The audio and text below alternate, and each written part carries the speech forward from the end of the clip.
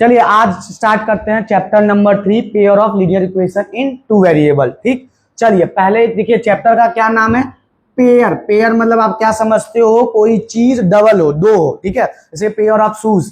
ठीक है, तो वैसे जैसे अगर आप बोलते हैं पेयर मतलब दो आता है, ठीक है, दो एलिमेंट। जैसे मेरे पास दो पेयर है, क्या नाम है, टी शर्ट। ठीक है, ब्लैक टी शर्ट मतलब दो टी शर्ट हो गया।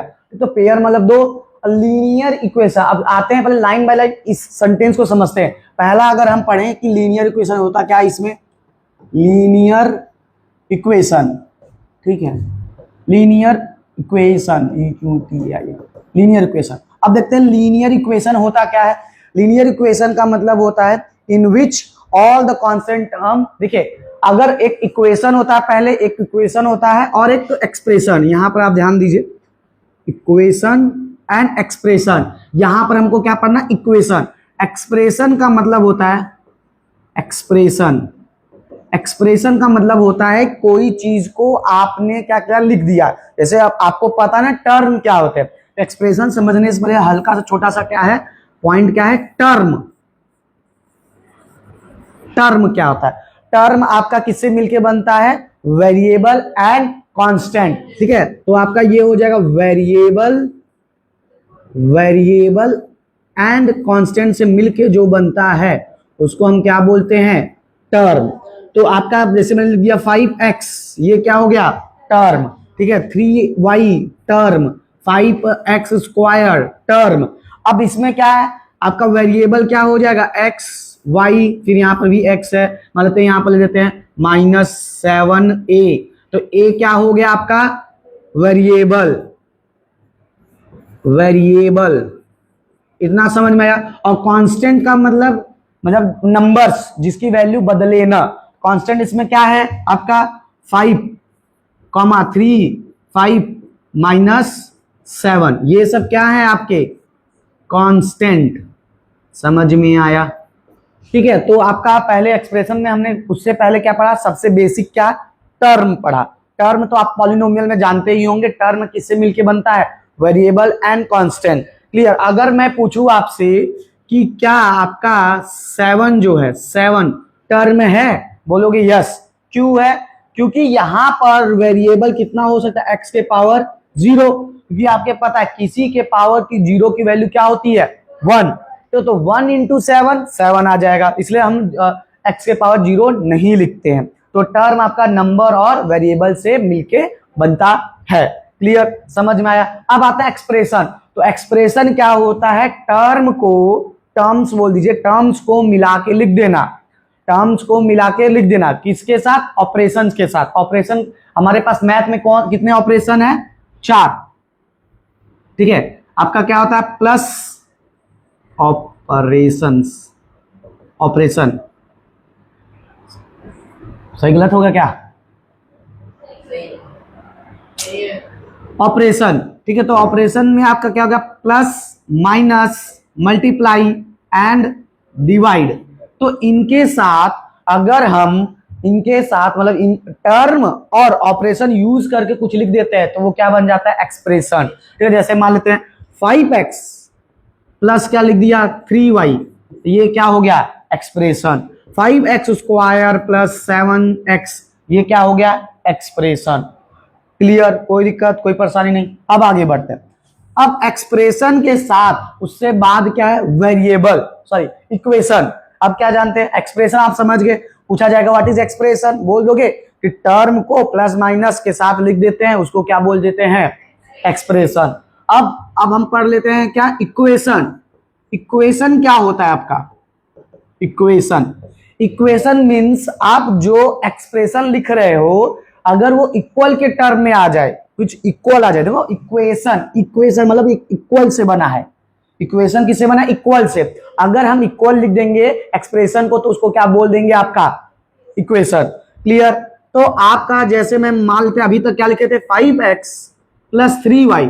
अब इक्वल टू क्या लिख सकते हैं, मान लेते हैं 5 लिख दिया आपने, आप कुछ भी लिख सकते हो, 7x square plus 7x equal to 0, 0 भी लिख सकते हो। अगर इक्वल आ गया तो वो क्या है, आपका इक्वेशन। क्लियर। पहले आपने क्या पढ़ा, टर्म। टर्म में उसमें आपने क्या देखा, variable and constant. Variable ABCD मतलब अल्फाबेट, कांस्टेंट, नंबर। तो कांस्टेंट और वेरिएबल मिलके जो बनते हैं उसको क्या बोलते हैं? टर्म। और टर्म को अगर हम प्लस माइनस के साथ लिख देते हैं तो वो क्या हो जाता है? एक्सप्रेशन। ठीक है, एक्सप्रेशन हो गया। पर अगर हम क्या करते हैं, एक्सप्रेशन को इक्वल के टर्म में लिख देते हैं, मतलब इक्वल भी इंट्रोड्यूस कर देते हैं, तो वो क्या हो जाएगा आपका? इक्वेशन। क्लियर? इतना बेसिक चीजें हो गया। ठीक है, अब देखिए आप लिखते टाइम क्या करिएगा, टर्म को अलग से बनाएंगे, एक्सप्रेशन का डब्बा इधर बना दीजिएगा, मतलब इक्वेशन को इधर, बीच में एक्सप्रेशन, तो थोड़ा सही लगेगा। पहले यहाँ स्टार्टिंग ऐसे क्या करेंगे, पहले टर्म लिखें फिर एक्सप्रेशन, ठीक ना? नहीं, पहले टर्म फिर ऑपरेशन, फिर क्या लिखेंगे? एक्सप्रेशन फिर इक्वेशन। तो आपको ऐसे फ्लो में याद रहेगा। ठीक है, ऐसे इसमें क्वेश्चन नहीं पूछेगा लेकिन आपको पता होना चाहिए। क्लियर? अब आते हैं आपका इक्वेशन। तो इक्वेशन समझ गए। अब लीनियर इक्वेशन क्या मतलब क्या होता है? देखो यहां पर अगर आपने ध्यान दिया होगा, मैंने कहीं देखो यहां पर x के पावर कितना है? 1, यहां पर 1, यहां पर x के पावर 2, यहां पर 1, ठीक है, यहां पर 1 1 1, यहां पर 2 1। ठीक है, तो अब आप एक और एग्जांपल ले लेते हैं इक्वेशन का। 7x² 5 प्लस 3y के पावर 4 प्लस 3x² प्लस, ठीक है, 5x प्लस 0। तो इसका मतलब क्या है? 5 4 3 2, आप कितना भी दे सकते हो। ठीक है, पावर x के पावर आप कितना भी दे सकते हो। ये क्लियर है, बेसिक चीजें हैं। पर अगर हम क्या कर रहे हैं, एक्सप्रेशन सॉरी इक्वेशन में जो पावर्स हैं 1 2 3 4 5, 1 2 3 4 5 get on the dance floor, वही ला। तो इसमें हम अगर एक्सप्रेशन को सॉरी इक्वेशन के पावर में जो वेरिएबल्स के पावर है, x के पावर y के पावर, अगर उनका वैल्यू हमेशा 1 कर दे तो वो क्या बन जाएगा? Linear equation. तो लीनियर इक्वेशन को अगर बढ़िया से डेफिनेशन वाइज लिखें तो आप इसको बोल क्या सकते हो? डिग्री का मतलब क्या होता है? पावर। डिग्री, देखो पावर एक अलग चीज है। पावर का मतलब ये हो गया x के पावर 2, x के पावर यहाँ 1, x के पावर 5, y के पावर 4, उसको क्या बोल देंगे? पावर। पर आपका डिग्री क्या होता है? डिग्री पावर ही है पर अलग चीज है। आप क्या बोल सकते हैं डिग्री को? डिग्री मीन्स आपका हाईएस्ट पावर, हाईएस्ट पावर। अब बताइए, जैसे मैं पूछूंगा, आप बताइए प्रियांशु इसमें डिग्री कितना है? 5 ना, क्योंकि हाईएस्ट पावर कितना है? 5। यहां पर डिग्री बताओ उत्कर्ष 2, ठीक है। यहां पर बताओ मान लो तो टर्म हो गया, इसमें बताओ, इसमें भी 2, ठीक है। हाईएस्ट, अगर आपका हाईएस्ट पावर को ही क्या बोलते हैं? डिग्री। तो मैं अब लीनियर इक्वेशन को और अच्छे से टर्म में डिफाइन करना चाहूंगा, तो मैं बोल सकता हूं इट इज वन, या चाहे से it is one in which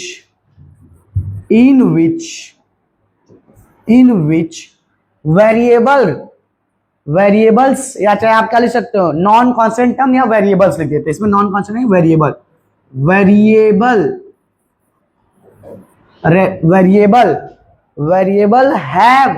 terms लिख देते हैं। Variable terms have a degree of 1। अब बताइए कोई दिक्कत? अगर आपका जो वेरिएबल है उसका हाईएस्ट पावर 1 हो जाएगा तो उसको क्या बोलेंगे? Linear equation. आपको मैंने इक्वेशन बताया कि इक्वल लगा रहेगा, वो इक्वेशन हो जाएगा। और लीनियर मतलब एक, ठीक है, इन 2 वेरिएबल। अब आते हैं इन 2 वेरिएबल, ये तो लीनियर इक्वेशन हो गया। एग्जांपल इसका अगर मैं दूं, एग्जांपल हो जाएगा 5x प्लस 3 इक्वल टू, आप 0 या कुछ भी लिख सकते हो, ठीक है। मैं यहां पर अभी के लिए 0 लिख देता हूं। क्लियर? अब आगे बढ़ते हैं। अब आगे लीनियर इक्वेशन समझ में आया। इन 2 वेरिएबल्स क्या होते हैं? A B C D X Y Z. तो मैं अगर लिखूंगा एग्जांपल, आपको ऐसे लिख सकता हूं, लीनियर इक्वेशन, ठीक है, ऐसे लिख दिया शॉर्ट में, इक्वेशन इन 2 वेरिएबल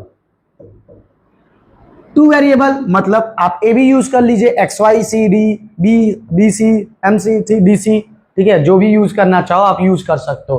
तो अब हम मान लीजिए आपका यूज कर लेते हैं क्या?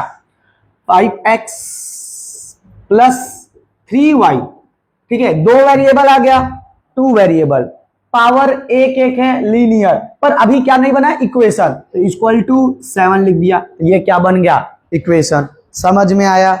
ठीक। लीनियर का मतलब क्या है, पावर देखो एक एक हो गया, इक्वेशन का मतलब इक्वल लगा होना चाहिए, लगा है, और इक्वल, इक्वेशन का मतलब इक्वल टू भी रहना चाहिए, लग गया, और 2 वेरिएबल x और y, क्लियर। अब आते हैं मेन, आते हैं जो चैप्टर का नाम है क्या, pair of linear equation in 2 variable.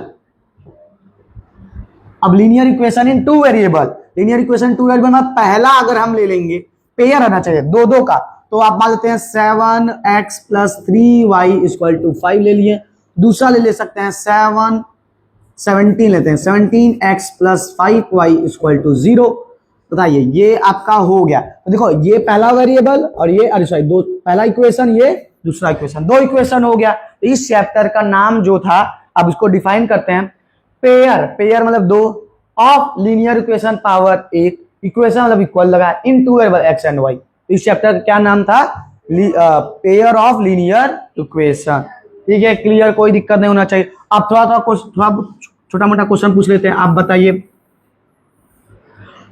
क्या आपका 5x स्क्वायर प्लस 3y ये आपका लीनियर इक्वेशन है? नहीं है। क्या ये इक्वेशन है? नहीं। क्यों इक्वेशन नहीं है? क्योंकि इक्वल नहीं लगा है। अब इक्वल लगा दिया तो क्या ये अब इक्वेशन तो बन गया, क्या लीनियर इक्वेशन है? नहीं, क्योंकि पावर 2 है। पावर 2 क्वाड्रेटिक पढ़ते हैं, आगे पढ़ेंगे अभी। ठीक, तो मान लेते हैं 7y plus -7y plus 3y equal to 5। क्या ये लीनियर इक्वेशन है? हाँ, 1 वेरिएबल है, ये तो ऐड हो जाएगा। ठीक है, इसको ऐड करके आप क्या लिखोगे, -4y equal to 5। Linear equation है। क्या लीनियर इक्वेशन इन 2 वेरिएबल है? नहीं, क्योंकि एक ही वेरिएबल है। क्या है? एक वेरिएबल। अब लास्ट 5x प्लस 3y, क्या ये लीनियर इक्वेशन इन 2 वेरिएबल है? नहीं, एक्सप्रेशन है। और अगर मैं इक्वल टू 0 लिख दिया, linear equation in 2 variable. Clear? ठीक, अब आगे चलते हैं। ठीक है, आप अच्छे से लिखा है, आप घर पे जाके लिख सकते हो। ये क्वेश्चन वाला नहीं उतारना है, ठीक है, ये जो ऐसा रहता है डब्बे वाला, वो लास्ट में नहीं उतारोगे क्वेश्चंस। अब आते हैं आपका जियोमेट्रिकल, आपका इंटरप्रिटेशन। अब देखो, वहां तक ये क्या था, चैप्टर का नाम क्या है वो हमने समझ गए। अब थोड़ा सॉल्विंग पे चलेंगे कि कैसे क्या किया जाता है। देखो, graphically a linear equation represent in straight line. ठीक है, जैसे देखो लीनियर है, ये ध्यान देना, लीनियर है तो इसका मतलब जब भी उसका ग्राफ बनाओगे वो सीधा होगा। ठीक है, सीधा सीधा चलेगा, सीधा नहीं चला जाएगा। ठीक है, वो अभी हम दिखाते हैं। ठीक, तो therefore pair of linear equation represent 2 straight line. Pair है तो ये क्या रिप्रेजेंट करेगा, 2 स्ट्रेट लाइन। ठीक है, there are 3 distinct possible are given below. 3 ही पॉसिबल ऐसा हो सकता है। जब आप ध्यान सुनो, जब आप 2 लाइन लेके आओगे, 2 लाइन, तो 3 ही पॉसिबल हो सकता है। पहला क्या होगा कि वो कट कर दे। तो अगर मैं लिखूं पहला कि मतलब दे कैन इंटरसेक्ट एट 1 पॉइंट, तो मैं लिख सकता हूं दे कैन बी, चाहे दे कैन, बस लिखते हैं दे can intersect at 1 point. Clear है? ये हो सकता है कि वो दोनों लाइंस क्या कर दे, इंटरसेक्ट करे, कट कर दे एक पॉइंट पे। ठीक है, क्योंकि सीधी लाइन, अच्छा एक सीधी लाइन बस एक ही बार कट कर सकता है ना। अब वो ओवरलैप करा देंगे तो अलग बात है, कट करने की बात कर रहे हैं तो एक ही पॉइंट पे कर सकता है। तो अगर 2 लाइन, अच्छा पहले लाइन को अगर मैं L1 मान लूं तो दूसरे को क्या हो जाएगा, L2। ठीक है, आप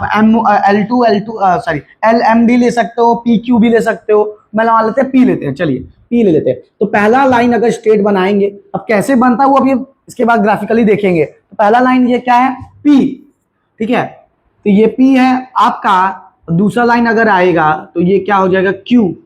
तो ये दोनों क्या होगा, इस पॉइंट पे क्या कर दिए, कट कर दिए, इंटरसेक्ट कर दिए। तो पहला पॉसिबल ये है। दूसरा क्या हो सकता है, दूसरा बताओ, दूसरा क्या है, वो दोनों पैरेलल चले जाए। ठीक है, दे कैन इंटरसेक्ट कर, they can be up in parallel position. ठीक है, मैं डायरेक्ट लिख सकता हूं क्या, two line intersect its other, they two lines will intersect, how far they extend, the two lines are parallel. ठीक है, पैरेलल हो सकता है, मतलब कि वो जब स्टार्ट होगा चलता जाएगा चलता जाएगा चलता जाएगा। ठीक है, पैरेलल। जैसे कि एग्जांपल क्या है, रेल की पटरी। ठीक है, ट्रेन की पटरी जो होता है वो आपका पैरेलल होता है, जब भी मुड़ता है तो ऐसे कर्व नहीं रहता है डायरेक्ट। ठीक है, ऐसे ऐसे चलते हैं। ठीक है, तो पैरेलल, तो पैरेलल का मतलब क्या हो जाएगा, पहला क्या हो जाएगा, ये आपका P हो गया, दूसरा Q। ये देखिए दूसरे कभी मिल पाएंगे, नहीं मिल पाएंगे। ठीक है, समाज क्या करेगा, इनको रोक देगा। ठीक है, तीसरा चलते हैं। तीसरा, अब बताइए एक और क्या हो सकता है, तीसरा क्या कर सकता है, ओवरलैप कर सकता है ना, एक तो कट कर गया, एक पैरेलल, और क्या हो सकता है, नहीं सीधा कम, ये तो सीधा ही जा रहा है ना, ये तो सीधा जा रहा है। ओवरलैप, एक दूसरे के ऊपर ओवरलैप। तो अगर मैं पहला लिख दूं, पहला पहला ये हो गया आपका P, तो दूसरा इसी के ऊपर होगा,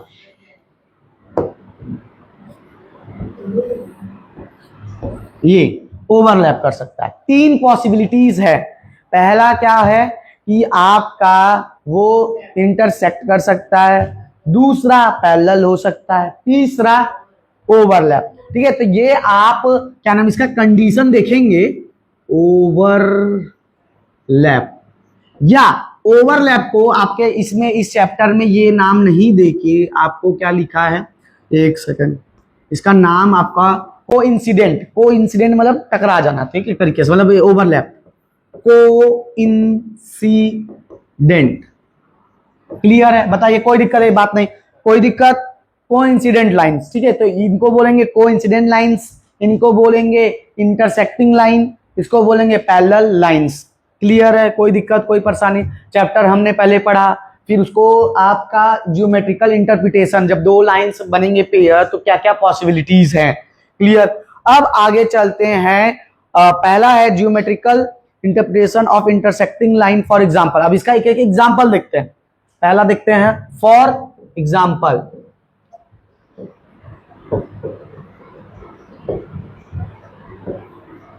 ठीक है, ज्यादा कोई बड़ा नहीं था, सिंपल सा जितना बताया इजी था, समझ लीजिएगा। फॉर एग्जांपल, अब एग्जांपल में हमको क्या करना पड़ेगा, पहले दो लाइन लेंगे, फिर उसको ग्राफ पे प्लॉट करेंगे, देखेंगे कि वो क्या कर रहा है, इंटरसेक्ट करेगा तो इंटरसेक्टिंग लिख देंगे। तो आप हम ले लेते हैं, आपका पहला है x minus x plus Y equal -3 equal to 0, और दूसरा दिया है 2x plus 3y minus 7 equal to 0। ठीक है, ये आपका दो इक्वेशन दिया है, पहला और दूसरा। अब देखिए, पहला अगर अच्छे से सॉल्व करें तो ये क्या हो जाएगा, x plus Y equal to 3, फिर 2x plus 3y equal two plus 7 या 7, कोई दिक्कत नहीं। अब देखो इसमें क्या करते हैं, दो ध्यान चीज समझिएगा, इसमें क्या करते हैं, एक की वैल्यू हम मतलब इसको सब्जेक्ट बना देते हैं, दूसरी की वैल्यू रखते हैं। जैसे इसको बॉक्स में ऐसे बनाएंगे, पहले इसका क्या कैसे बनेगा, पहले इसको बॉक्स बनाएंगे। वैसे तो आपका 2 से काम चल जाता है, पर आप 3 भी बना सकते हो। ठीक है, 3 भी। तो पहले हम x को सब्जेक्ट बना लेते हैं या y को बना लेते हैं, जैसे आपकी मर्जी। ठीक है, आप x और y, इसमें x दिया, मैं y ले लेता हूं, y ले लिया। चलिए, अगर मैं पहले की बात कर रहा हूं, पहले पहला सॉल्व करेंगे फिर दूसरा। ठीक है, पहला अगर है आपका क्या, x इक्वल टू, यहां पर क्या बन जाएगा, x equal to Y subject बनाया ना, तो y इक्वल टू क्या होगा बोलिए, 3 माइनस x। ठीक है, तो अगर मैं y की वैल्यू, ठीक है ऐसे लिख देते हैं थोड़ा सा, y और x, तो दो केस, दो लाइन का आ जाएगा ना, मतलब एक लाइन का मैं दो वैल्यू निकालना पड़ेगा। तो अगर मैं y की वैल्यू क्या ले रहा हूं, आपका y की वैल्यू अगर मैं कहां गया, ये x वैल्यू लेते हैं, x की वैल्यू अगर 0 ले लेते हैं, x इधर ध्यान दीजिए, पहले x की वैल्यू क्या ले लेते हैं, 0, तो y की वैल्यू क्या आ जाएगी, 3 ना। x की वैल्यू आपने 0 रखा, 3 माइनस 0 3, कोई दिक्कत नहीं। अब दूसरा वैल्यू लेते हैं 4, x की वैल्यू कुछ भी ले सकते हो, अगर 4 ले लेते हैं, y की वैल्यू क्या ले लिया आप, x की वैल्यू ले लिया 4, तो y की वैल्यू बोलिए -1। बताइए क्या दिक्कत है। ये आपका अगर मैं देखूं ये L1 था, मतलब L1 के लिए निकल गया। अब L2 के लिए निकालते हैं, ठीक है, L2 के लिए, ठीक है, L2 के लिए सेम चीज रहेगा, सेम बॉक्स बनेगा, x एंड y। अब फिर इसमें क्या बनाते हैं, y को ही सब जगह बना देते हैं, तो y आपका क्या हो जाएगा बोलिए, y इक्वल टू बोलिए, y इक्वल टू बोलिए 7 माइनस 2x बाई 3। ये 3 मल्टीप्लाई नीचे जाएगा डिवाइड में। अब देखो, अब x की वैल्यू रखोगे y की वैल्यू निकलेगा, x की वैल्यू रखोगे y की वैल्यू निकलेगा। तो अगर मैं x की वैल्यू अब रख देता हूं -4, देखो कोशिश करना है कि आपका फ्रैक्शन में ना है, तो फ्रैक्शन में वो ड्रॉ करना वो मुश्किल हो जाता, तो -4 रखूंगा, -4 और -2 कितना हो जाएगा, -4 रख रहा हूं, -4 इंटू -2, -8 की +8 और 7 15, और 15 डिवाइड बाई 3 5। तो अगर मैंने x की वैल्यू -4 रखा तो हमको क्या मिला 5, y की वैल्यू 5 बेसिक। अब रखते हैं क्या नाम है, इसका वैल्यू 5 रखते हैं, इसका वैल्यू 5 रखते हैं, x की वैल्यू प्लस के यहाँ पे प्लस ले लेते हैं 5। तो देखो 5 2 जा 10 प्लस माइनस -10 और 7 कितना हो जाएगा -3 और डिवाइड बाई 3 -1, तो ये आ गया -1। बस अब इसको क्या करेंगे, प्लॉट करेंगे, किसमें, ग्राफ पे। चलिए ग्राफ देखते हैं। इसमें क्या है, x equal to 0 and y equal to 3। तो x 0 है तो मतलब यहीं पर रहेगा x equal to 0 and y equal to 3। तो y आपका यहाँ पर है, तो आपका ये पॉइंट हो जाएगा 0, यहाँ पर ये हो जाएगा 0,3। ठीक, अब आते हैं दूसरा, x इक्वल टू 4, ये आपका 4 हो गया एंड y इक्वल टू -1, तो -1 ये हो जाएगा, तो ये पॉइंट हो जाएगा क्या आपका 4, -1। अब आते हैं इसको पहले प्लॉट करते हैं, ठीक है, तो आपका स्ट्रेट लाइन लेते हैं, ये आपका ग्राफ हो जाएगा कुछ, ठीक है, हल्का सा है ये, ठीक है, आपका ये L1 हो जाएगा, ये क्या है L1 लाइन। अब आते हैं L2। अब L2 क्या है, x की वैल्यू है आपका, आपके पास -4, x की वैल्यू क्या है -4, तो ये x प्लस में इधर आ जाएगा -4, ठीक है, तो ये हो जाएगा -4 यहां पर, ठीक, एंड आपका 5, y इक्वल टू 5, तो y ऊपर, ये 5, तो यहां पर आपका एक क्या हो जाएगा -4,5, ठीक। अब दूसरा क्या, x इक्वल टू 5, तो x यहां पर है 5 एंड y की वैल्यू -1, तो ये हो जाएगा आपका पॉइंट क्या है 5,-1, ठीक है, क्लियर। अब इसको पहले मिलाते हैं, तो यहां से आपका सीधा एक लाइन जाएगा, सीधा एक लाइन जाएगा जो इस पॉइंट पे जाएगा, ठीक है। तो ये देखिए आपका कहां पर ये इंटरसेक्ट कर रहा है, तो ये आपका पहला एग्जांपल हो जाएगा intersection of the two lines. तो ये कॉमा क्या, इस पॉइंट को क्या नाम देंगे, x आपका क्या है 2, तो ये हो जाएगा 2 और y क्या है 1, तो ये 2,1, ठीक है, 2,1, ठीक है। तो आपका ये पहला जो था, दो लाइन हमने लिया, दोनों लाइन को क्या किया, 1 एंड 2 इंटरसेक्ट किया, ठीक है, पहला L1 दूसरा L2, ठीक है। L1 लाइन आपका क्या था, ये ब्लू कलर से, और L2 क्या है ये, तो और इंटरसेक्ट कर रहा सिर्फ एक पॉइंट पे, वो कौन सा पॉइंट है 2,1। अब देखते हैं दूसरा, पहला हमने क्या देखा कि दो लाइंस क्या कर रहे थे, इंटरसेक्ट कर रहे थे। अब दूसरा एग्जांपल देखते हैं, मे बी आपका क्या होगा, पैरेलल होगा, तो दूसरा आपका पैरेलल वाला देखते हैं। तो इसमें आपका दो इक्वेशन हमने लेते हैं, क्या आपका 3x प्लस 2y प्लस 12, तो +12 दिया है, सॉरी -12 दिया, उधर चला जाएगा 12, ठीक है। दूसरा इक्वेशन आपका हो जाएगा, बोलिए, दूसरा इक्वेशन आपका हो जाएगा, दिया है 3x, ये तो पहला ये है, 3x प्लस 2y -18 दिया है, तो आपका उधर क्या हो जाएगा 18, ठीक। ये इक्वेशन नंबर 2, ये आपका 1 एंड ये 2, ठीक है।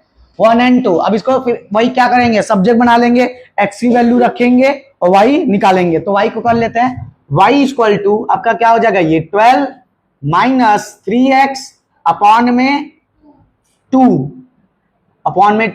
ठीक है। इसको और थोड़ा नीचे कर लेते हैं। वाह, ठीक।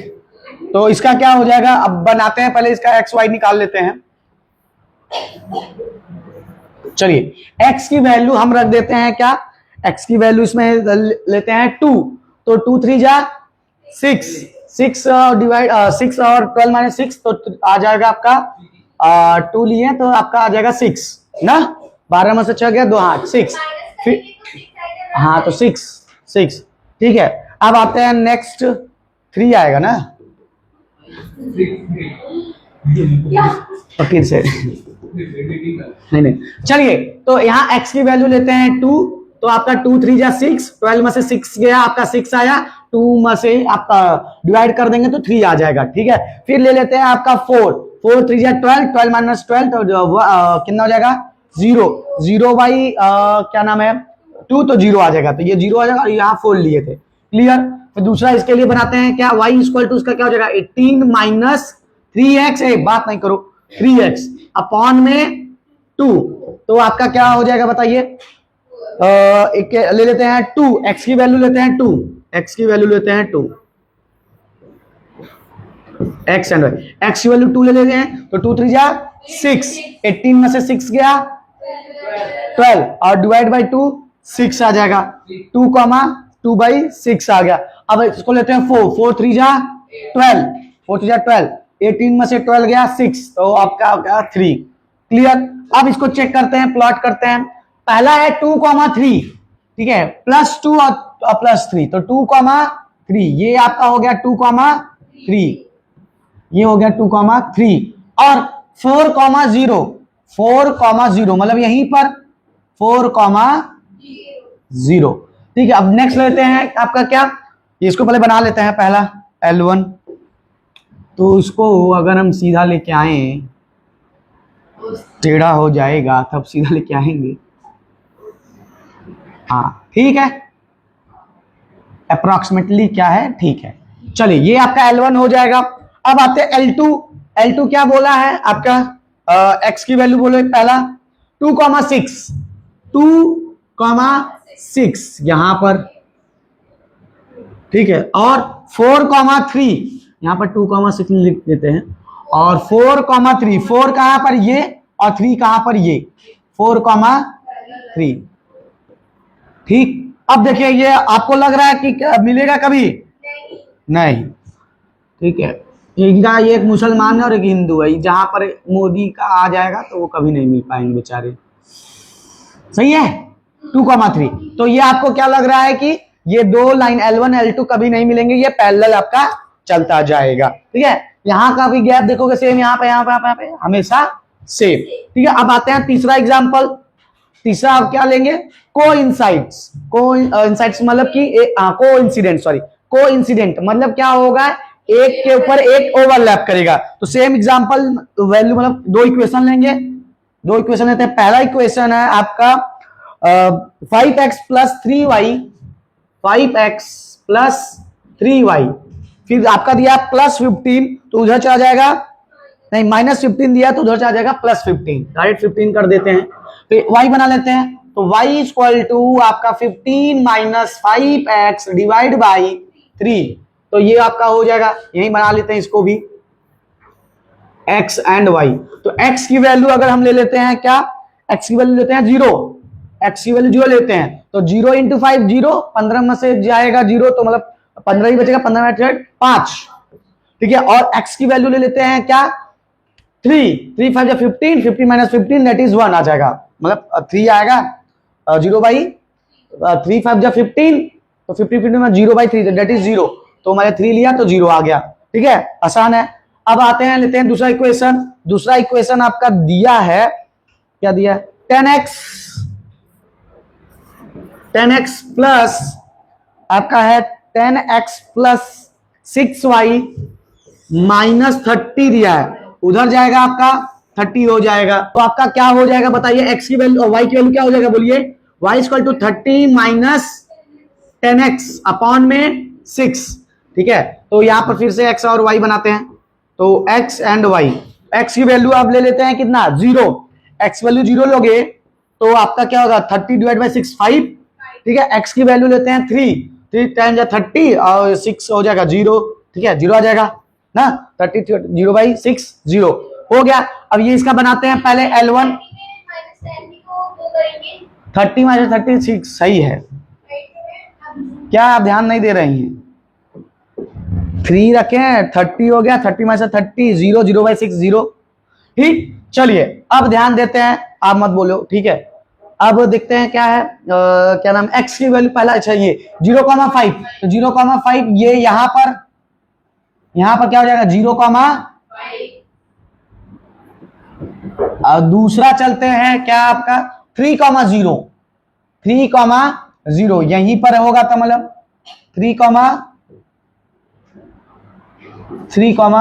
अच्छा पहले आपका है 3x में चलना है ना, सॉरी x में 3 चलना है, तो यहां पर होगा ना 3,0 ना, पहले x चलते हैं ना, तो यहां पर 0x चले थे 0,5 हुआ, और यहां पर 3,0, फिर नेक्स्ट चलते हैं क्या, इसको मिला देते हैं, पहले इसको इंटरसेक्ट कराते हैं।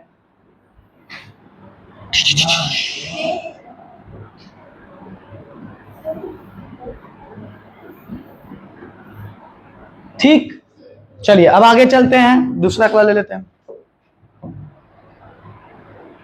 चलिए अब 0,5 फिर से मैं क्या 0,5 मतलब यहीं पर 0,5, तो आपको पता चल गया कि इंटरसेक्ट ही कर रहा है। 3, अच्छा सेम आ गया 3,0, तो 3,0 यहीं पर होगा, तो आपका ये इसी पे क्या करेगा ओवरलैप करेगा, कोइंसिडेंट। ठीक है, तो ये आपका इसी पे, ठीक, ये क्या कर रहा है ओवरलैप, तो आपका कोइंसिडेंट हो गया। तो हमने पहले पढ़ा क्या इंटरसेक्शन, ठीक है, फिर पढ़ा पैरेलल, फिर तीसरा पढ़ा क्या कोइंसिडेंट। ठीक है, अब आगे बढ़ेंगे तो आपका आएगा types of pair of linear equation, हमको पढ़ना है types of pair of linear equation. तो हमको क्या पढ़ना है टाइप्स ऑफ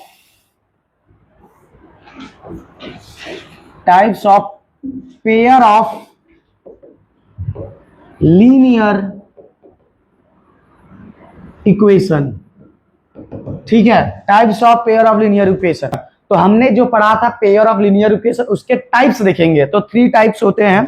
पहला आता है, पहला अगर हम देखेंगे, ठीक है, वो जो इंटरसेक्शन वाला था, सॉरी क्या कर रहा था इंटरसेक्ट कर रहा था, और दूसरा क्या कर रहा था पैरेलल था, इनकंसिस्टेंट कोइंसिडेंट था। वो जो आपका वो 2 लाइन कैसे रिप्रेजेंट हो सकते थे वो था। और अब टाइप्स ऑफ लीनियर इक्वेशन पढ़ेंगे, तो पहला है आपका इनकंसिस्टेंट। ठीक है, पहला है इनकंसिस्टेंट, इसका मतलब हम आपको बताते हैं। ठीक है, पहला क्या है इनकंसिस्टेंट, इस पे क्वेश्चन आएगा, बोलेगा ये 2 इक्वेशन आपको दे दिया गया, 2 पेयर ऑफ लीनियर इक्वेशन, बोलेगा कि बताइए क्या है ये। ठीक है, पहला inconsistent pair of linear equation, तो इसका मतलब क्या है इसको बता देते हैं आपको। ठीक है, a pair of linear equation which has no solution, देखो a pair of solution which has no solution. ठीक है, तो मैं लिखना it has no solution, it has no solution, it has no solution. It has no solution का मतलब क्या है कि जब ये 2 पैरेलल लाइंस हम लेंगे तो कभी जब मीट नहीं करेगा तो वो क्या होगा नो सॉल्यूशन। तो ठीक है, अभी इसका एग्जांपल देखते हैं, बस आपको ये याद करना है इनकंसिस्टेंट का मतलब it has no solution is called an inconsistent pair of linear equation, बस इतना। दूसरा देखते हैं, आपका दूसरा क्या है, दूसरा आपका क्या है कंसिस्टेंट, इन का है, ये इन है, फिर दूसरा क्या है कंसिस्टेंट, कंसिस्टेंट। पहला क्या था इनकंसिस्टेंट जिसके पास नो सॉल्यूशन। ठीक है, बस अब आते हैं इनकंसिस्टेंट, सॉरी कंसिस्टेंट। तो a pair of linear equation in 2 variables which has a solution, इसके पास क्या हो, जब इसके पास इनका सॉल्यूशन नहीं है तो इसके पास सॉल्यूशन रहेगा, तो it has it has solution. Clear. अब लास्ट देखते हैं तीसरा। तीसरा क्या है आपका, क्या है, dependent pair of linear equation. ठीक है, डिपेंडेंट क्या लग रहा है, किसी पे डिपेंड रहना, निर्भर रहना, तो क्या होगा, डिपेंडेंट। ठीक है, dependent equation of pair of linear equation ऐसे लिखेंगे। तो a pair of linear equation which are equivalent has infinitely many distinct common solutions such as pair is called independent pair of linear equation two variable। देखो आपका क्या है, ध्यान देना, dependent pair of linear equation के पास solution तो होगा, तो मतलब ये तो पहला अगर पॉइंट लिखो इट इज, मतलब ये तो क्या रहेगा, ये कंसिस्टेंट तो रहेगा, कंसिस्टेंट तो रहेगा, सोल्यूशन तो इसके पास होगा ही होगा, पर सोल्यूशन कैसा होगा वो ध्यान देंगे। जैसे देखो सोल्यूशन हो गया, सोल्यूशन का मतलब कुछ वैल्यू आ गई, तो वो वैल्यू कैसी होगी वो ध्यान देना है। तो ये कंसिस्टेंट के साथ आपका क्या होगा, इक्वेशन टू वेरिएबल क्या है, has infinitely many distinct common, infinitely दूसरा पॉइंट क्या होगा, infinitely dependent pair of linear equation. पहले बात इनके पास सोल्यूशन होगा, तो जब सोल्यूशन है तो मैं कंसिस्टेंट बोल सकता हूं, कंसिस्टेंट बोल दिया। फिर इसका जो वैल्यू सोल्यूशन होगा वो इनफाइनाइटली मतलब ढेर सारे रहेंगे। डिस्टिंक्ट का मतलब क्या होता है, अलग अलग, जैसे आपका अलग करेक्टर है, ठीक है, जैसे लेक्चर 1 में कुछ और था, लेक्चर 2 में अलग, तो इनफाइनाइट मेनी सोल्यूशन। क्लियर है, समझ में आया, जैसे जो वैल्यू आएगी बहुत ढेर से आ सकती है और वो अलग अलग आएगा। क्लियर, ये बस बेसिक चीज है। ठीक, ये आप याद कर लीजिएगा, बाकी इसके ऊपर अभी क्वेश्चन लगाते हैं। ठीक है, solution of pair of linear equation in two variable. तो इसको हम, इनके सोल्यूशन को दो तरीके से क्या कर सकते हैं, रिप्रेजेंट। तो अगर मैं बोलूंगा तो कैसे लिखोगे, representation of the linear pair of linear equation in two variable. Simple है, ये हेडिंग ये भी हो सकता है। तो पहला रिप्रेजेंटेशन है ग्राफिकल मेथड, जो आपने देखा था कल ना, हमने दो इक्वेशन लिया, उसको क्या किया, ग्राफ पे प्लॉट किया, तो क्या है, ग्राफिकल मेथड। ठीक है, और दूसरा क्या है आपका, पहला क्या है ग्राफिकल सॉल्यूशन, और दूसरा क्या है, algebraic method, algebraic method.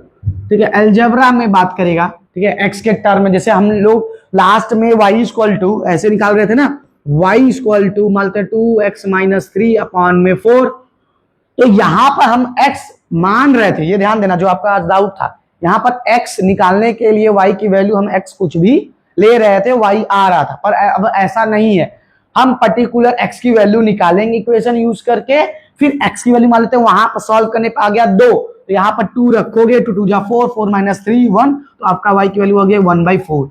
Clear है, अब समझ में आया ग्राफिकल मेथड। चलिए, तो अब देखते हैं graphical method for the equation of pair linear equation. पहला देखते हैं, ये जो हमने इंटरसेक्ट पढ़ा था, आप देखो वही चीज को क्या नाम है, ये जो पहला पॉइंट पढ़े थे, इंटरसेक्ट, पैरेलल और कोइंसिडेंट, फिर अब जो पढ़े इनकंसिस्टेंट और डिपेंडेंट, तो उसी का मिक्स करेगा। ठीक है, अब देखिए, pair of linear equation when represent graphically is shown by two straight line, ये तो मैंने पहले बताया था, अगर दो पेयर ऑफ लाइन लोगे तो उनको हम ग्राफिकली रिप्रेजेंट कर सकते हैं। ठीक है, द फॉलोइंग केस, मतलब इतने कुछ ऐसे चीजें हो सकते हैं। पहला केस है, द लाइंस में intersect at a single point, तो लाइन क्या हो सकता है, एक सिंगल पॉइंट पे कट कर सकता है या मिल सकता है, इंटरसेक्ट कर सकता है, पहला पॉइंट। ठीक है, एंड इक्वेशन हैज, अब देखो जब वो इंटरसेक्ट कर रहा है तो वो सोल्यूशन कैसा आ रहा है, सिर्फ और सिर्फ कितना आएगा, एक आएगा ना, ये समझो पहले, इधर ध्यान दीजिए, मतलब कि जब मैं बोल रहा हूं कि जब इंटरसेक्ट कर रहा है तो आपका सोल्यूशन कैसा है, सोल्यूशन कैसा है, एक है, तो एक को क्या बोलते हैं, जैसे ना कहते हैं ना, वो बहुत अलग है, ठीक है, यूनिक, ठीक है, मेरी वाली क्या है, बहुत अलग है, ऐसा सिस्टम बोलते हैं। ठीक है, ठीक है, तो यूनिक बोलते हैं। ठीक, तो दे can intersect at one point, जब एक पॉइंट पे इंटरसेक्ट कर रहा है तो जो सोल्यूशन, इसी बोलते हैं सोल्यूशन, जो मिल रहा है, जो सोल्यूशन होगा, जो आपका सॉल्यूशन होगा वो क्या होगा, वन होगा एंड यूनिक। क्लियर है? तो आपका यहां से एक क्वेश्चन और बन सकता है, जैसे बोलिएगा आपको क्वेश्चन दे दिया तो बताइए सोल्यूशन इसका कैसा होगा। अगर आपका इंटरसेक्ट कर रहा है ग्राफ पे तो आप लिख दोगे only one and unique solution. ठीक, तो आपका यही लिखा है, equation has a unique solution intersection point. तो अब देखो सोल्यूशन है, ध्यान समझना, ये आप ना ये देखो बहुत पिछले साल भी पढ़ाए थे, इसमें बहुत डाउट होता है। ठीक है, तो आप अगर मैं बोलूं, इसमें आते हैं, देखिए पॉइंट में बोलता हूं, ग्राफिकली पहले हम पढ़ रहे हैं, कौन, ग्राफिकल में। तो ग्राफिकल में पहले हम जानते थे कि अगर दो पेयर ऑफ लीनियर इक्वेशन लिए हैं तो अगर वो दो इंटरसेक्शन क्या कर सकता है, चाहे क्या कर सकता है, आपका इंटरसेक्ट कर सकता है, इंटरसेक्ट कर सकता है। अब देखो इंटरसेक्ट का मतलब क्या है, वो पॉइंट पे कट करेगा। ठीक है, एक पॉइंट पे कट करेगा तो उसी को बोल देंगे सॉल्यूशन। तो इसका सॉल्यूशन इसका क्या होगा,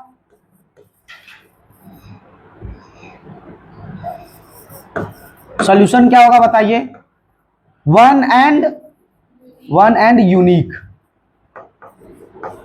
अगर अब पूछूं मैं इसमें से types of pair linear equation में क्या होगा, सॉल्यूशन है ना, जब सॉल्यूशन रहता है उसको क्या बोलते हैं, कंसिस्टेंट। तो आप लिखोगे ये क्या है, कंसिस्टेंट।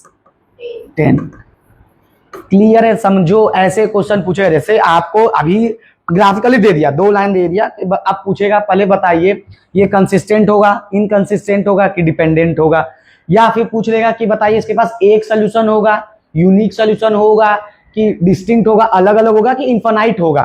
ठीक है, नहीं चल रहा क्या, चल ठीक है, क्लियर है नहीं? पहले तो सोल्यूशन आप पहले ग्राफ से ही यूज करेंगे। अब आते हैं दूसरा। ठीक है, पहले समझ में आया, इंटरसेक्ट वाला क्या हो सकता है, वो उसके पास वन एंड यूनिक सॉल्यूशन होगा और उसी को क्या बोल सकते हैं, कंसिस्टेंट। ठीक है, अब आते हैं दूसरा, दे में, अब देखो दूसरा, ठीक है, दूसरा क्या है आपका, पैरेलल। ठीक है, पैरेलल में आपने क्या देखा था, दो लाइन थी वो कभी मिल ही नहीं रहे थे, ऐसे सीधा चले जा रहे थे। तो आप बताइए, जब कट करता है तब उसको सॉल्यूशन बोलते हैं, जब कट करता है तभी सॉल्यूशन बोलते हैं। तो वो एक दूसरे को कट नहीं कर रहे हैं तो उसके पास सॉल्यूशन कैसा होगा, नहीं। तो पैरेलल हो गया। तो पैरेलल में अगर मैं सॉल्यूशन का बात करूं, सॉल्यूशन तो है ही नहीं, तो सॉल्यूशन नहीं रहता तो वो क्या होता है, इनकंसिस्टेंट। ठीक है, अच्छा पहले तो अब तो वन एंड यूनिक सॉल्यूशन का बात ही नहीं कर सकते, जब सॉल्यूशन ही नहीं है तो यहां पर मैं लिख देता हूं नो सॉल्यूशन। ठीक है, और नो सॉल्यूशन को और क्या लिख सकते हैं, क्या, इनकंसिस्टेंट। ठीक है, इनकंसिस्टेंट। क्लियर है? तो यही चीज आपका दिया है, देखो पैरेलल का पढ़ रहा हूं, the lines may be parallel, in other word the equation have no solution and call inconsistent. Clear है, जो मैंने बता दिया। फिर the lines may be coincident. ठीक है, तीसरा अगर मैं पढ़ाने चलूं तो आपको तीसरा क्या होगा, बोलिए, कोइंसिडेंट।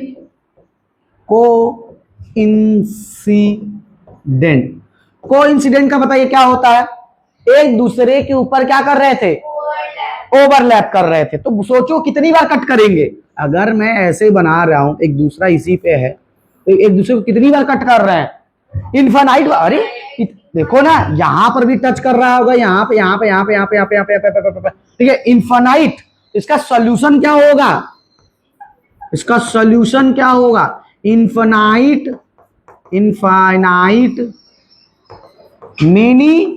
मेनी सॉल्यूशन भी होगा ना, क्योंकि एक तो पॉसिबल नहीं है। और अलग अलग होगा कि सेम होगा, अलग अलग होगा ना, हर एक अलग अलग पॉइंट पे है।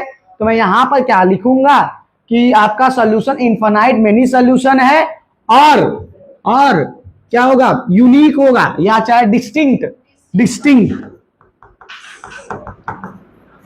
डिस्टिंक्ट का मतलब अलग अलग। ठीक है, इनफाइनाइट मेनी सॉल्यूशन जो कि डिस्टिंक्ट रहेगा। अब ये बताओ आप कि अब ये कंसिस्टेंट में आएगा कि इनकंसिस्टेंट में? डिपेंडेंट।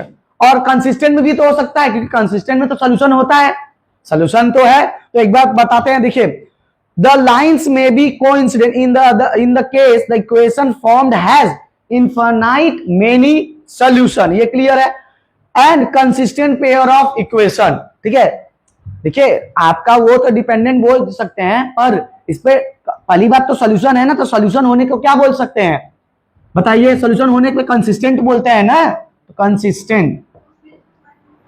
नहीं, ऐसा कहा था कि वन ही होगा। देखिए आते हैं वापिस, इसमें मैंने क्या था, इट हैज अ सोल्यूशन, और डिपेंडेंट में इनफाइनाइट मेनी सोल्यूशन, डिपेंडेंट भी बोल सकते हैं, पर आपका एनसीईआरटी में शायद यही दोनों बस डिस्कस किया है।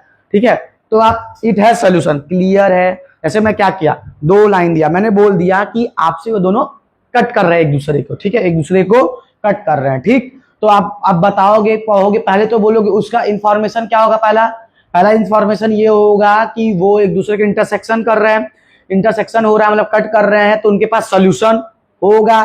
सोल्यूशन होगा ना एक को, जब एक सोल्यूशन होगा, अगर सोल्यूशन हो गया, अब सोल्यूशन चेक करोगे कैट हो है, और एक ही बार कट करे तो एक सोल्यूशन है। जब सोल्यूशन एक हो या दो या अनेक हो, तो उसको क्या बोलते हैं? कंसिस्टेंट। ठीक है, जैसे अगर स्टूडेंट है तो मैं कोचिंग या इंस्टीट्यूट बोल सकता हूं, अगर नहीं है तो मैं कहां बोल पाऊंगा? क्लियर है? ठीक, समझ में आया? तो कंसिस्टेंट का मतलब, अरे हाँ, कंसिस्टेंट मतलब कि सोल्यूशन, सॉरी कंसिस्टेंट का बता रहे थे, हाँ, कंसिस्टेंट का मतलब सोल्यूशन है, तो एक सोल्यूशन हो या अनेक, तो एक ही सोल्यूशन था इसलिए कंसिस्टेंट बोल दिया। फिर आता है पैरेलल में, पैरेलल में एक दूसरे को कट ही नहीं कर रहे थे। जब कट नहीं करेंगे तो बताए कितने सोल्यूशन होंगे? सोल्यूशन ही नहीं होगा। जब सोल्यूशन नहीं है तो आप कौन सा होता है? इनकंसिस्टेंट। फिर तीसरा देखें आपका कोइंसिडेंट पे देखे एक दूसरे को ओवरलैप कर रहे थे, तो ओवरलैप का मतलब एक पॉइंट कितनी बार कट कर, जैसे देखो आपका ग्राफ में अगर मैं पूछूंगा कि बताइए कितना सोल्यूशन है एक्स एक्सिस, तो अब बताइए कितना सोल्यूशन है? जितनी बार एक्स एक्सिस को कट करेगा, एक बार, दो बार।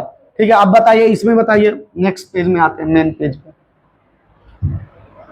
चलिए अब इस पे बताइए कितना सोल्यूशन है, बताइए। एक है। एक्स एक्सिस पे बात क्या था, जब एक्स एक्सिस पे कितना कट कर रहा है? ठीक है, 1। ठीक है, अब इसका बता दीजिए, अब बताइए 4, 1 2 3 4, ये भी कट किया है, क्लियर है? तो 4 सोल्यूशन, तो जितनी बार कट करेगा उतना ही बार सोल्यूशन बनेगा। तो पैरेलल में भाई, पैरेलल में देखो ये जो लाइन है, आपने कहा 1 बार 2 बार 3 बार 4 बार, जब इसी लाइन को मैं सीधी करके इसी पर रख दिया तो भैया कितनी बार कट करेगा? तो इनफाइनाइट बार है ना, क्योंकि आपको पता है ना एक पॉइंट में तो कितना भी आप लाइन बना सकते हो एक लाइन से ना, इधर इधर इधर इधर इधर इधर इधर इधर इधर ऐसे ऐसे ढेर सारा बन सकता है। तो आपका सोल्यूशन कैसा रहेगा? पैरेलल का, अरे कोइंसिडेंट का इनफाइनाइट सोल्यूशन रहेगा, और सोल्यूशन है तो उसको कंसिस्टेंट की इनकंसिस्टेंट, कंसिस्टेंट बोलेंगे। क्लियर, बेसिक चीजें। अब आता है आपका क्या नाम, जियोमेट्रिकल। ये बेसिक चीजें हो गया। अब ग्राफिकल था, ग्राफ में आपको मैं 2 इक्वेशन दिया, 2 इक्वेशन अगर कट किया तो आप उसको वहां से आप बोलोगे 1 सोल्यूशन और बोलोगे कंसिस्टेंट। फिर अगर पैरेलल दिया बोलोगे नो सोल्यूशन, इनकंसिस्टेंट। फिर अगर कोइंसिडेंट वाला दिया तो बोलोगे इनफाइनाइट मेनी सोल्यूशन, बस इनफाइनाइट मेनी सोल्यूशन। ठीक है, अब आते हैं geometrical interpretation of graphical method. अब जियोमेट्रिकल वाला बात करते हैं। ठीक है, देखो अब आता है वही सेम चीज को बस अलग तरीके से लिखा गया। पहला क्या पढ़े थे, क्या नाम है, इंटरसेक्टिंग लाइन ना, फिर दूसरा पैरेलल लाइन, तीसरा कोइंसिडेंट। तो आप देखो मैं तीनों पढ़ा दिया, आपका काम है एक पेज में 2 लेक्चर देखने के बाद एक पेज में अच्छे से वो बना लेना। पहले लिख देना इधर, ऐसे लिख देना, कैसे आप लिख देना इंटरसेक्शन या चाहे इंटरसेक्टिंग लाइन, फिर लिख देना पैरेलल लाइंस, फिर लिख दोगे क्या, कोइंसिडेंट लाइन। फिर ऐसे बना के आप ग्राफ बना के लिख देना, यहाँ पर सोल्यूशन लिख देना। तो जब सोल्यूशन इसका होता है तो क्या हो जाएगा, कंसिस्टेंट। ठीक है, ये इसका पहले नहीं होता इनकंसिस्टेंट, फिर इसका ये क्या होगा, कंसिस्टेंट। अगर सोल्यूशन है तो टाइप्स में क्या आ जाएगा, अच्छा ये टाइप्स ऑफ सोल्यूशन हो जाएगा।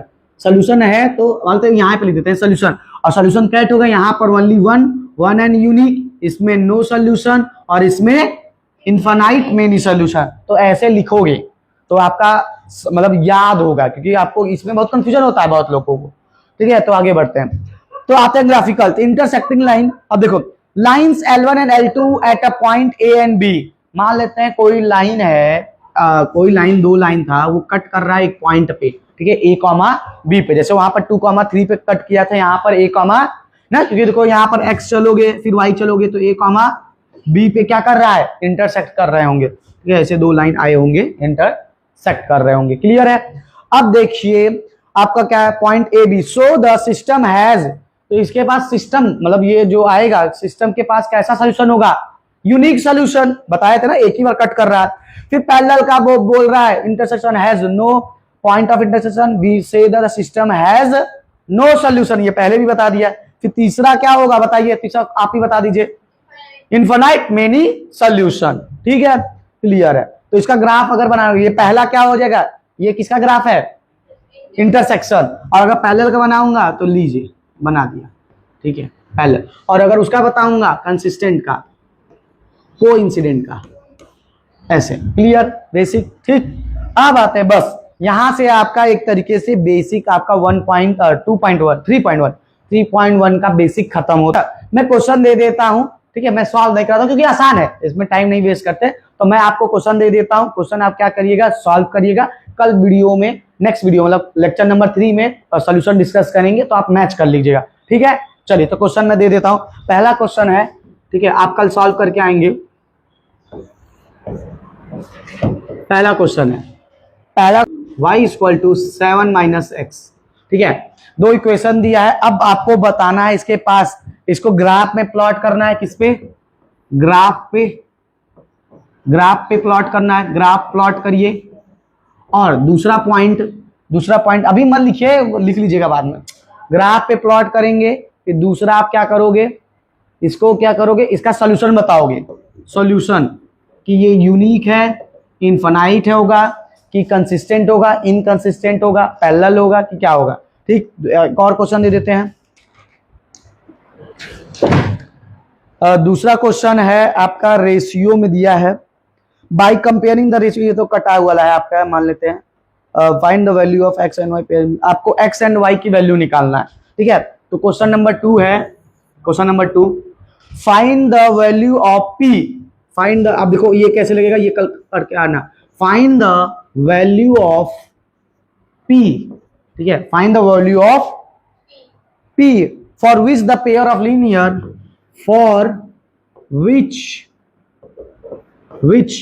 the pair of linear equation in two variable। ठीक है, y + 3y = 7। ठीक है, पहला इक्वेशन ये दे दिया है, 2x + y = 6। ठीक, 2x + y = 6 has exactly one solution. इसका बता दिया है, has exactly one solution. Clear है, बेसिक। आपको पहला क्या बनाना है, पहला ग्राफ बनाना है। ठीक है, प्लॉट कर लेना, वहां से पता चल जाएगा कि इंटरसेक्ट किया तो आप कंसिस्टेंट बता देना, पैरेलल हुआ तो इनकंसिस्टेंट नो सॉल्यूशन बता देना, कोइंसिडेंट रहेगा तो आप क्या बोल दोगे, कोइंसिडेंट रहेगा तो consistent and has a infinite many solution. ठीक है, ये तीनों बता देंगे। फिर आपको ये सॉल्व करना है।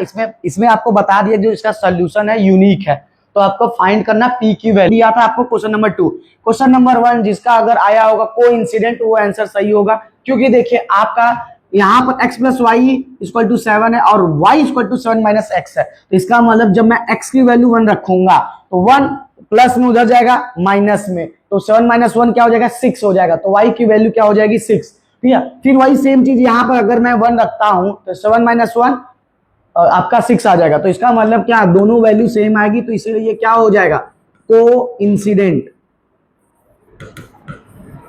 ठीक है, कोइंसिडेंट हो जाएगा। क्लियर है, तो इसका सोल्यूशन क्या होगा, इनफिनाइट मेनी सोल्यूशन। क्यों, क्योंकि कोइंसिडेंट का मतलब होता है ओवरलैप करना, तो मैक्सिमम मतलब कि ढेर सारे इनफिनाइट नंबर ऑफ सोल्यूशन होंगे।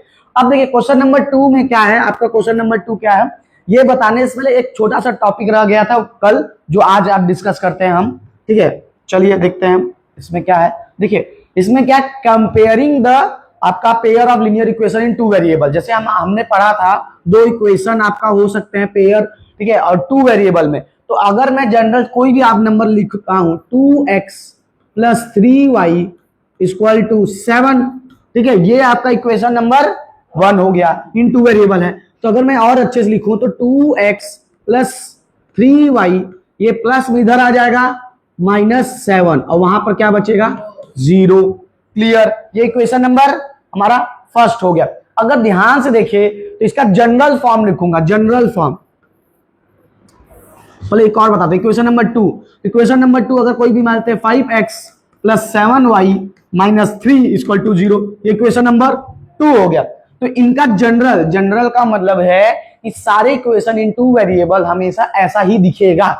तो देखो मैं इसको, जैसे आप पढ़ते हो क्या, मैं ये जो नंबर है a मान लेता हूं, फिर ax प्लस by माइनस, ये c क्या है, कांस्टेंट इक्वल टू 0। इसका मतलब आपका क्या हो सकता है, ax plus by minus c, ये आपका एक इक्वेशन हो गया। देखो यहां पर where a b and c are constant, ये क्या है, कांस्टेंट है आपका ना, कांस्टेंट मतलब कि इसकी वैल्यू रहेगी आपका। अगर मैं ऐसे नॉर्मली देखता हूं x प्लस y माइनस 3, तो इसका मतलब a की वैल्यू बताइए, a की वैल्यू यहां पर क्या हो जाएगा 1 हो जाएगा, ठीक है, b की वैल्यू 1, c की वैल्यू -3, ठीक है। तो ऐसे बताया जाता है, वैल्यू माइनस भी बताते हैं साइन के साथ, क्योंकि जनरल फॉर्म हमारा प्लस में रहता है एक तरीके से, नॉर्मली ये प्लस में रहता है ax plus by plus c, तो माइनस में जो साइन रहेगा वो मेंशन कर देते हैं। क्लियर, ये आपका क्या हो गया जनरल फॉर्म, यही कल बताना भूल गए थे। तो ax plus by plus c। अब देखिए आपका ये वाला भी, इसके लिए भी लिख देगा ax plus by plus c equal to 0। पर देखो गलती क्या हो जाएगा, यहां पर दोनों की a की वैल्यू क्या है, अलग अलग है ना, अलग अलग आ रहा है। तो मैं इसको ऐसे लिख सकता हूं a1 b1 c1, और ये क्या हो जाएगा a2 b2 c2। क्लियर है, कोई दिक्कत। जनरल फॉर्म जैसे एक रहेगा तो आप ax plus by plus c बोल सकते हो, और दो है तो a1 b1 c1 होगा। a और b c क्या है आपका कांस्टेंट है, और x एंड y मतलब बताया जाएगा ना, दो वेरिएबल है, ऐसा जरूरी नहीं x y है, p भी हो सकता है। तो मैं ऐसे लिख सकता हूं 2p प्लस 3q और -7 इक्वल टू 0। तब भी यहां पर a की वैल्यू बोलिए 2, b की वैल्यू 3, c की वैल्यू -7। क्लियर, आसान, ठीक है। तो यही कल क्वेश्चन में अगर देखेंगे तो वैसा ही कुछ दिया गया। देखो यहां पर आप a की वैल्यू बोलो, a की वैल्यू बोलो 2p है, क्योंकि x के साथ जो लगा रहता है उसको बोलते हैं, ये ध्यान दीजिएगा, x के साथ जो लगा रहेगा उसको बोलते हैं। तो ये a हो जाएगा, और सॉरी a की वैल्यू 2p हो गया, b की वैल्यू 3, c की वैल्यू -7, ये इक्वल टू उधर है +7 है, इधर आएगा -7, क्योंकि पता है ना c की वैल्यू क्या होती है, एक कांस्टेंट टर्म। क्लियर, ठीक। चलिए तो इसको मतलब क्या, इसका यूज क्या है वो हम देखते हैं, ठीक है, इसका यूज क्या है वो हम देखते हैं, ठीक है। तो इसका यूज हमारे में क्या है, इसको कंपेयर करना, कंपेयरिंग द, जैसे a1 b1 c1 को, रेशियो को कंपेयर करना। तो हेडिंग होगा आपका हेडिंग होगा comparing the ratio of the two equation. तो ऑन कंपेयरिंग, मेन टॉपिक क्या हो जाएगा, ऑन कंपेयरिंग द रेशियो पता है आपको क्या होता है, न्यूमरेटर एंड डिनोमिनेटर, ठीक, रेशियोस। अब देखो इसमें आपके पास है क्या, a1, फिर से मैं यहां पर देता हूं a1x प्लस b1y, फिर यहां पर प्लस c1 इक्वल टू 0, फिर यहां पर क्या होगा a2x plus b2y plus c2 0। ये आपका इक्वेशन हो गया। तो जनरली हम कंपेयर क्या करेंगे भाई, a1 को a2 से कंपेयर करेंगे, b1 को b2 से करेंगे, एंड c1 को c2 करेंगे। तो लिखेंगे on comparing the ratio of आपका क्या हो जाएगा, a1 divide by a2 comma B2 divide by sorry B1 upon में B2 comma and C1 upon में C2। ठीक है, क्लियर है आपको? ठीक है, ऑन कंपेयरिंग। ठीक, find the nature of the solution. अब देखो, अब ध्यान समझना, आपके पास में सोल्यूशन कैसा रहेगा, कितना तरीका बता दियो। पहला था ग्राफ वाला, ग्राफ में इंटरसेक्ट किया तो आपने बोल दिया ओनली वन एंड यूनिक। फिर पैरेलल होता था तो आप बोल देते थे नो सोल्यूशन। फिर एक और क्या था, आपका कोइंसाइड कर रहा था, कोइंसिडेंट हो रहा था तो आप क्या बोल देते, इनफाइनाइट मेनी सोल्यूशन। एक तो ग्राफिकली हो गया। फिर एक और तरीका क्या बताया था, आप उसको क्या कर रहे थे, देखिए आते हैं पीछे, देखिए ये यहां से अगर आपका ये इट हैज सोल्यूशन, मान अच्छा ये ग्राफ में ही आप बता दे रहे थे कि कंसिस्टेंट है इनकंसिस्टेंट है, पर मैं क्या कर रहा हूं, आपको मैं ग्राफ नहीं दे रहा हूं, ग्राफ के बिना भी आप बता सकते हो कि इसका क्या होगा, कि इनफाइनाइट मेनी सोल्यूशन होगा, कंसिस्टेंट होगा, इनकंसिस्टेंट होगा। ठीक है, ये बता सकते हो, पैरेलल होगा कि कोइंसिडेंट होगा कि आपका इंटरसेक्ट करेगा, ये भी बता सकते हो बिना ग्राफ बनाए। तो उसके लिए हमको क्या यूज करना पड़ेगा, ये रेशियोस यूज करना पड़ेगा। तो यहां पर ऐसे लिखा फाइंडिंग द नेचर, तो यहां पर मैं लिखता हूं finding the nature of solution. ठीक है, बहुत बड़ा मतलब हेडिंग हो गया, और आप शॉर्ट में लिख लीजिएगा सोल्यूशन। अब देखिए सोल्यूशन का नेचर कैसा होगा, नेचर इन द सेंस वही कंसिस्टेंट, इनकंसिस्टेंट, पैरेलल, कोइंसिडेंट या इंटरसेक्ट। ठीक, ये अब देखिए इसमें आपको क्या ध्यान देना, पहला हम लोग क्या पढ़े थे, इंटरसेक्शन की क्या पढ़े थे, इंटरसेक्शन ही। ठीक है, मतलब इंटरसेक्ट कर रहे थे दो लाइन। ठीक, तो पहला पढ़ेंगे, ठीक है, पहला पढ़ेंगे इंटरसेक्ट के कितने सोल्यूशन होते हैं, वन एंड यूनिक या वन एंड ओनली बोल सकते हैं। ठीक है, अब देखते हैं इंटरसेक्ट, आप बस रेशियो को देख के बता सकते हो कि इंटरसेक्ट करेगा कि नहीं करेगा। तो इंटरसेक्ट करने के लिए आपको क्या ध्यान देना है, जो आपका रेशियो क्या था A1 अपॉन में B2, इनका इक्वलिटी देखते हैं, इक्वल है कि नहीं है। अगर आपका A1, ध्यान समझिए, A1 अपॉन में A2 does not equal to B1 upon में B2, तो आपका इंटरसेक्शन होगा। जैसे ही मैंने दो इक्वेशन दे दिए, आते हैं देखिए, आपका इनका इंटरसेक्शन, अभी कभी आपने देखा होगा ना इंटरसेक्शन का, मैंने सॉल्व किया था, अगर सबसे पहला आते हैं जो ग्राफ पहला सॉल्व किया था, ये वाला। ठीक है, यहां पर अगर मैं इनका जनरल इक्वेशन लिखा हूं, ये देखो जनरल इक्वेशन है, ये जनरल इक्वेशन है, A1 की वैल्यू 1, A2 की वैल्यू 2, फिर अभी ऐसे दूर लिखते हैं, फिर A1 की वैल्यू, B1 की वैल्यू 1 और B2 की वैल्यू 3। तो बताइए क्या दोनों बराबर है, नहीं, तो डज नॉट इक्वल टू। तो देखो इंटरसेक्ट कर रहा था, बस आप बता सकते हो। आप ये नहीं बता पाओगे इसमें कि किस पॉइंट पे कर रहा है, पर आप बता सकते हो कि इंटरसेक्टिंग है लाइन। जैसे आपका ग्राफ कल गलत हो रहा था, ग्राफ गलत करने से पहले आप क्या कर सकते, चेक कर सकते थे कि मेरा सही है कि नहीं, तो आपको समझ में आ जाता हाँ कहीं इधर थोड़ा बहुत ग्राफ में मिस्टेक किया। क्लियर है आपको? अब आते हैं दूसरा क्या होगा आपका, बताइए, पैरेलल का केस। दूसरा क्या होगा, पैरेलल का केस दूसरा। अब आते हैं पैरेलल। अब पैरेलल के लिए इफ ऐसे करके, इंटरसेक्ट के लिए मैं पढ़ लिया, पैरेलल के लिए आपको क्या करना, देखना पड़ेगा, एक सेकंड।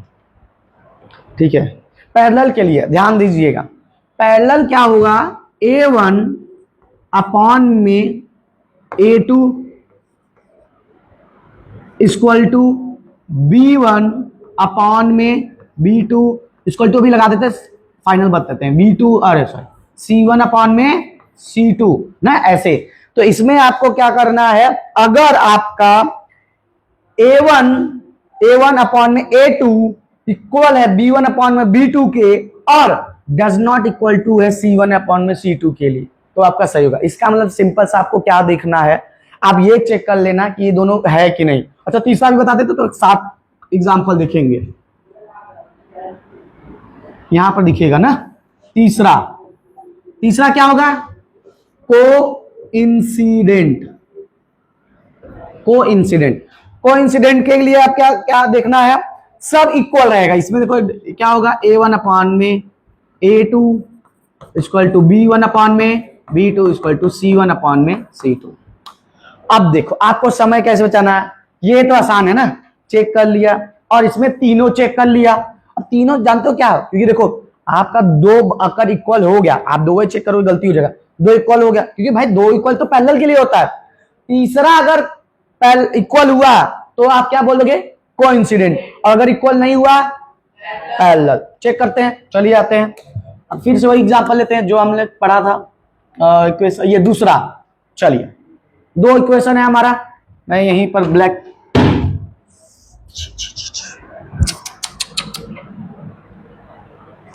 चलिए देखिए, तो ये पहला इक्वेशन कहां पर है? एक ही सॉल्व किया हूं क्या? दूसरा इक्वेशन किधर है? अच्छा पहला ये है, सेम नहीं है ना, अलग अलग है। पहला ये है और दूसरा ये है। चलिए A1 की वैल्यू बोलिए इसमें 3, अरे 3 अपॉन में x के साथ जो रहता है अपॉन में इसका 3 इक्वल B1 की वैल्यू बोलो 2 अपॉन में 2, C1 की वैल्यू बोलो 12 अपॉन में C2 की वैल्यू 18। अच्छा माइनस में रखते हैं तो -12 पर C की वैल्यू डायरेक्ट रखना चाहो रख सकते हो -12, तो यहाँ भी -18, तो माइनस कट जाएगा एक तरीके से ना, तो इसलिए मैं 12 अपॉन में 18। देखिए अब अगर ध्यान दें, ये अगर काटेंगे 3 1 जा 1 आ गया, 1 इक्वल टू ये भी 1 आ गया, पर ये देखो 12/18 है, मतलब ये काटोगे भी 3 4 जा 12, 3 6 जा 18, 2 2 जा 2 3 जा, तो आपका 2/3 आ गया। तो A1 मतलब ये इसका रेशियो A1 अपॉन में A2 equal to B1 upon में B2 but does not equal to C1 upon में C2। ये किसका केस था? पैरेलल का केस। ठीक, क्लियर है। अब आते हैं तीसरा, देख लेते हैं अपना एग्जांपल और डाउट क्लियर हो जाएगा। चलिए तीसरा इक्वेशन देखते हैं। पहला ये रहा और दूसरा ये रहा। A1 की वैल्यू बोलो 5, A2 की वैल्यू बोलो 10, 3 फिर उसका 3 अपॉन में 6, फिर इसको 15 अपॉन में 30। अब देखते हैं इसको अगर कट करेंगे 1/2 आ गया, 1/2, इसको कट करेंगे 1/2 आ गया, तो 1/2 ये दोनों क्या हो गया बराबर। अब इसको काटेंगे 1/2, ये भी आ गया 1/2, तीनों इक्वल हो गया। तो तीनों इक्वल हो गया तो वो क्या है आपका? कोइंसिडेंट। क्लियर है, बस यही कंपेयरिंग था, यही कल बताने भूल गया ना। तो अगर आपका लेक्चर 1 2 में नॉर्मल बेसिक चीज खत्म हो जाता, एक और लास्ट टॉपिक बचा, 2 टॉपिक टोटल 3 टॉपिक था, इंट्रोडक्शन, दूसरा यही और तीसरा अभी पढ़ाने वाले हैं। क्लियर इतना? चलिए अब आते हैं आज का देखते हैं। ठीक है, अच्छा अगर ये आप क्वेश्चन देखना चाहेंगे जो होमवर्क दिए थे इसी के केस में लगता, find the value of P for which the क्या ना pair of linear equation in 2 variable. Value आपको ऐसे 2 इक्वेशन दिया, क्वेश्चन एक बार चेक कर लेते हैं, यही है नहीं? हाँ, आपका find the value of P for which the pair of the linear equation यही है। तो यहां से आपको P की वैल्यू निकालना था, तो रेशियो तो आप मेंटेन कर सकते हो, लेकिन आपको फॉर्मूला भी लगा के कर सकते हो, मतलब कि आप वैल्यू निकाल के। तो इसको थोड़ा छोटा कर देते हैं।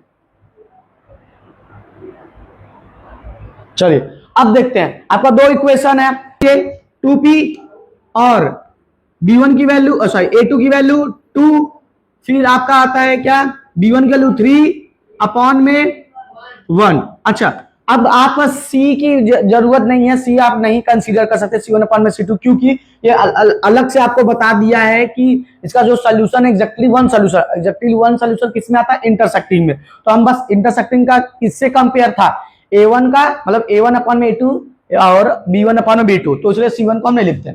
अब देखो इंटरसेक्टिंग हो रहा था उनका, A1 अपॉन में A2 और B1 अपॉन में B2 does not equal to था, तो ये कट गया।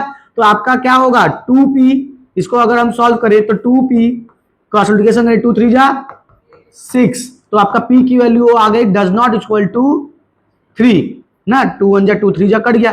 तो P की वैल्यू जो होगा 3 के अलावा सब कुछ होगा भैया, ना कि 3। ठीक है, इसका मतलब आंसर लिखेंगे hence there will be the solution of all real number value of p except 3 ना, क्योंकि 3 पे तो एक ही मिल रहा था ना, इसीलिए लिखेंगे कि 3 के अलावा एक्सेप्ट 3, ठीक है, एक्सेप्ट 3 सारा आंसर आपका होगा। ठीक है, क्लियर है, सोल्यूशन यही होगा। चलिए, तो आप ये वाला कंपेयरिंग वाला देख लीजिएगा, इस पे क्वेश्चन है एनसीईआरटी में। अब आते हैं लास्ट टॉपिक जो छोटा सा ही है। अब आपको x एंड y की वैल्यू निकालना पड़ेगा। ठीक है, x की वैल्यू, y की वैल्यू निकालना पड़ेगा। इस यहीं से क्वेश्चन आता है, 5 नंबर का आता है। ये 5 नंबर का find the value of x and y, कितने नंबर का आता है बोर्ड में? 3 to 5। आप 3 to 5 बोल सकते हो, कभी 5 नंबर का भी आता है 3, पर 3 से नीचे नहीं आता। तो इसमें 2 मेथड है, तो उसको बोलते हैं एक तरीके से अगर हेडिंग बोलेंगे, algebraic method of solving a pair of linear equation. क्या है heading?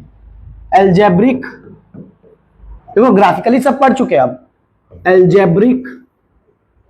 Algebraic method of solving pair of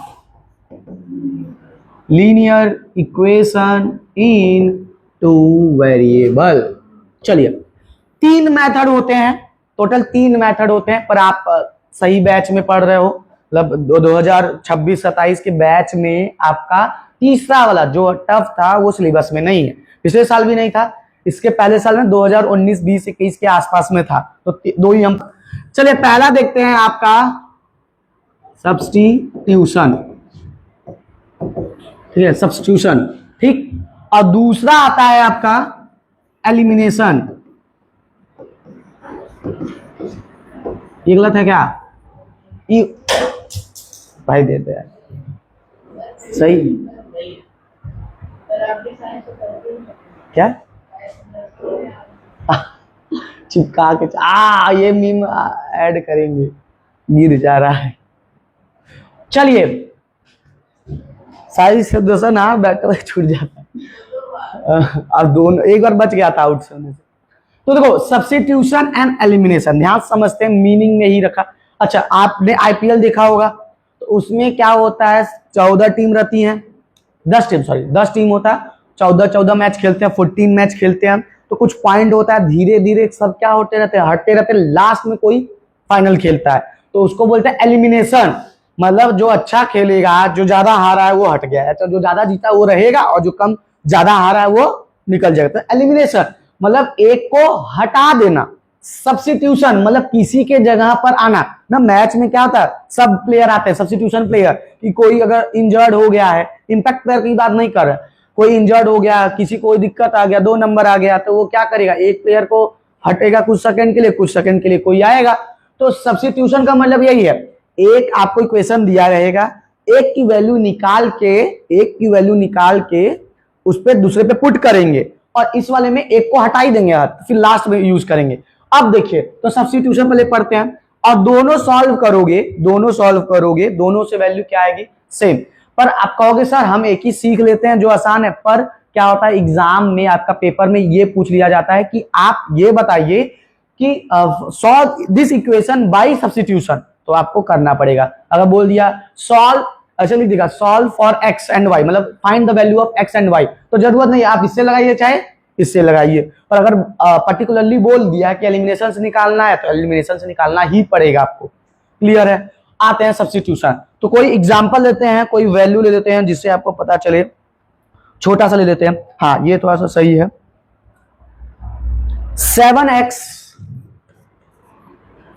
plus -15y equal to 2, and दूसरा है x plus 2y equal to 3। ये आपका दे दिया, ठीक है, क्लियर, कोई दिक्कत नहीं, कोई परेशानी नहीं, 2 वैल्यू दे दिया, ये इक्वेशन नंबर 1 और ये इक्वेशन नंबर 2।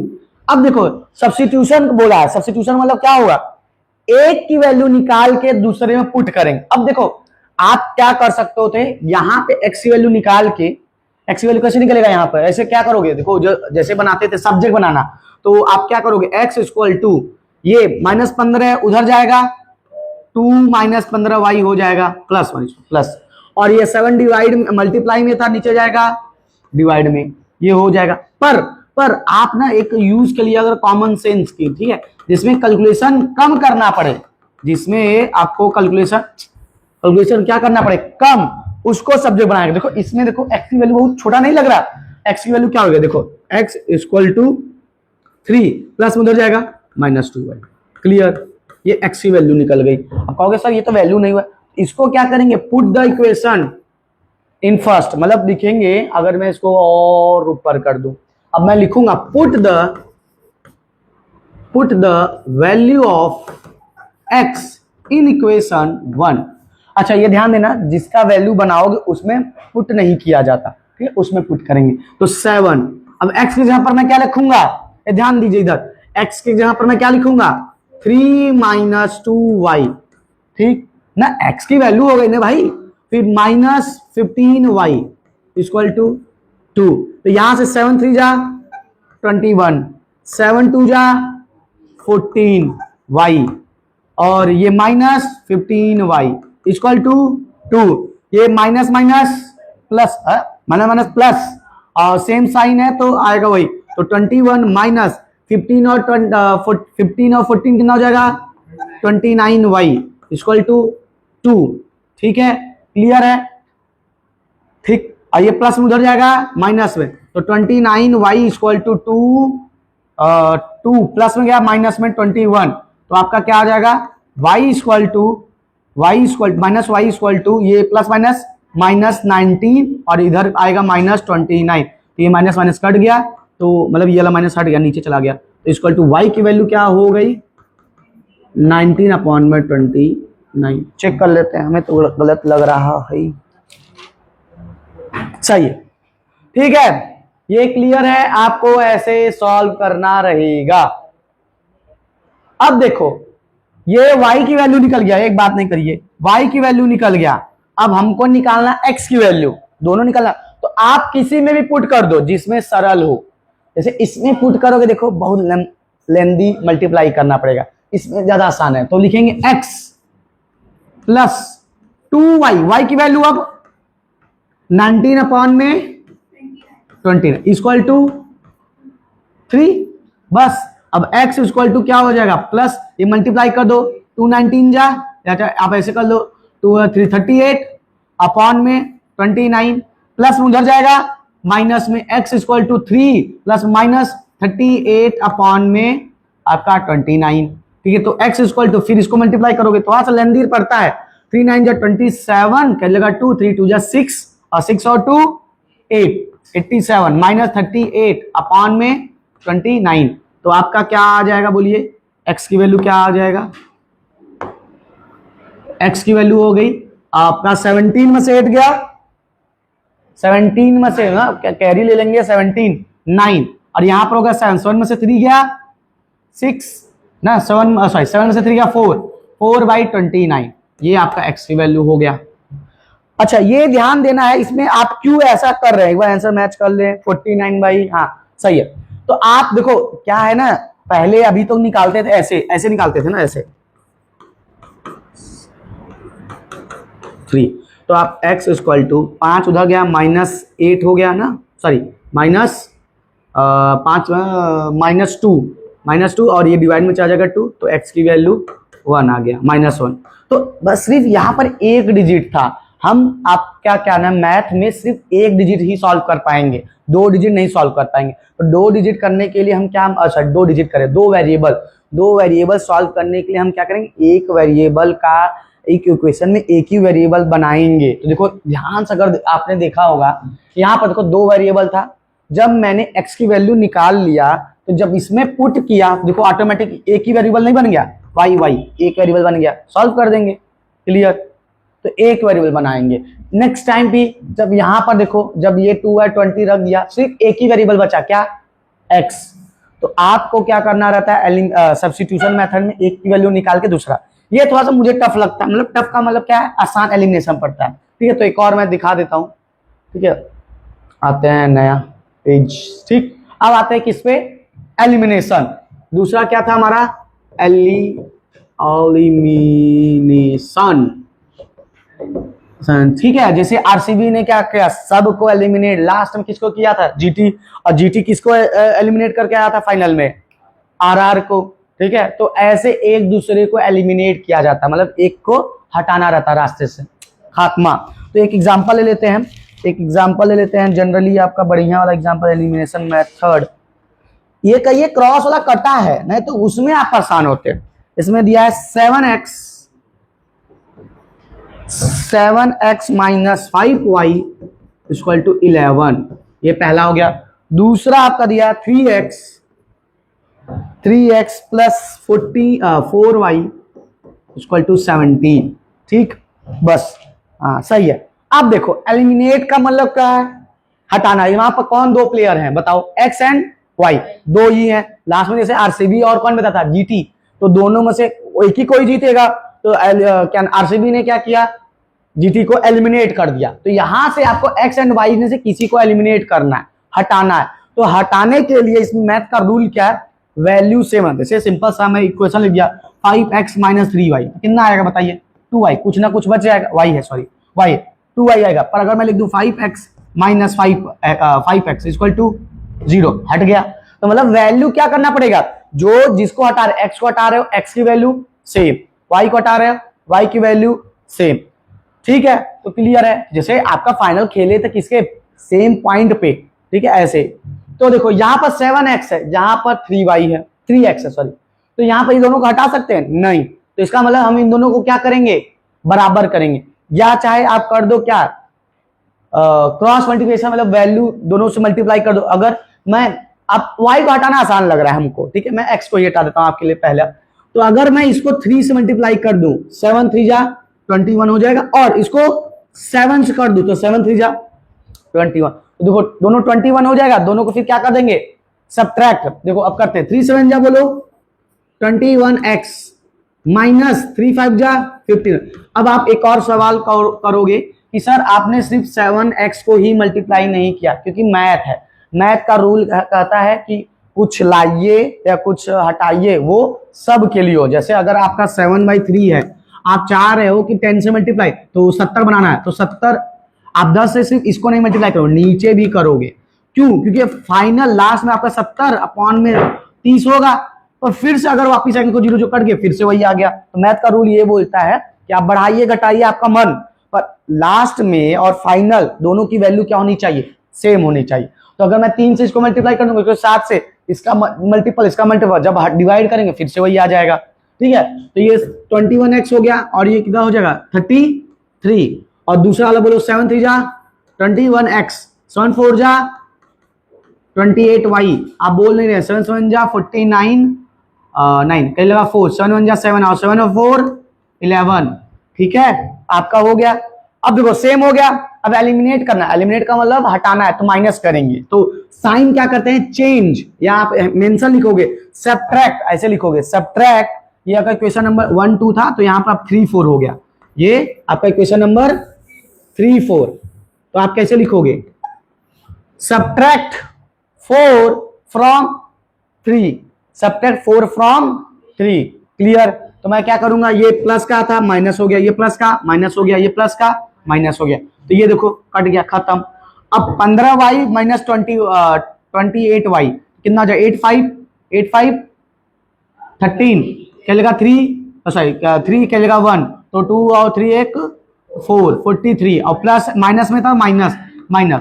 अब फिर यहाँ पर आपका प्लस माइनस माइनस, तो 9 में से 3 गया 6, ठीक, और 11 में से 3 गया 8 आ गया, और प्लस ग्रेटर साइन माइनस का माइनस, माइनस माइनस कट गया, तो y इक्वल टू डिवाइड में जाएगा 86 डिवाइड बाई 43, 2 जा में कट जाएगा शायद, हाँ 2 जा, तो y की वैल्यू क्या आ गई 2, क्लियर, ठीक। अच्छा एक और चीज ध्यान देना, जैसे ही मैंने ये एक स्टेप आपको प्लस माइनस करना पड़ा, और अगर यहाँ ध्यान दो, ये पहले से ही माइनस है और ये पहले से प्लस है, इनको अगर मैं सेम करता, मैं एक बार यही बस जल्दी में सेम करके देखो, इसको 20, देखो दोनों कैसे सेम होंगे, 20 टेबल पे 5 4 जा 20 और 4 5 जा 20, मतलब इन दोनों इसको, इस इक्वेशन को 4 से मल्टीप्लाई करने पड़ेगा और इस इक्वेशन को 5 से, तो 4 से करूंगा 4 7 जा बोलिए 28x और माइनस 4 5 जा 20y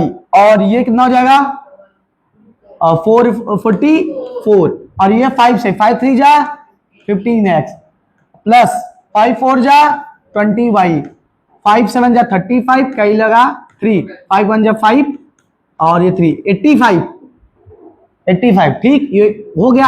अब देखो अब आपको सब्ट्रैक्ट नहीं करना पड़ेगा, अब डायरेक्ट बस ऐड कर देंगे। एडिंग 3 and 4 तो ऐड करोगे तो ये ऐड करो 8 और 5 30 30 का 3 के लगा 1 2 और एक 3 एक 4 43x ठीक है। अच्छा x की वैल्यू भी 2 आएगा शायद तभी तो सेम। अब ऐड करोगे तो ये दोनों कट गया ठीक है तो यहां पर 3 आएगा। अच्छा 5 और 4 9 और 8 और 4 12 ठीक है तो x की वैल्यू क्या हो जाएगी आपको 129/43 तो ये कट जाएगा 3 जा देखो 3 3 जा 9 और 3 4 जा 12 तो 3 x की वैल्यू आ गई 3। अब देखो x की वैल्यू 3 आने के बाद आप क्या करोगे y चाहिए। जैसे ये तो मैंने दोनों अलग अलग मेथड से कर दिया ना। अब जैसे इसको आते हैं तो y की वैल्यू निकालनी है किसी में भी पुट कर दो किसी में। अब जरूर है इसमें भी कर सकते हो पर इसमें देखो आपको किसे 15 से मल्टीप्लाई करने पर इसमें देखो आसान है ना। तो y की वैल्यू अगर इसमें रखूंगा ध्यान समझो यहां पर रखता हूं ठीक है y 3x y इंटू 4 कितना हो जाएगा बोलो y की वैल्यू रखो 12 4 3 सॉरी 8 हाँ 4 2 जा 8 और इक्वल टू 17 तो ये 3x और 17 में से 8 जाएगा प्लस में उधर जाएगा माइनस 17 में से 8 जाएगा 9 तो x की वैल्यू क्या आ गई। अच्छा 9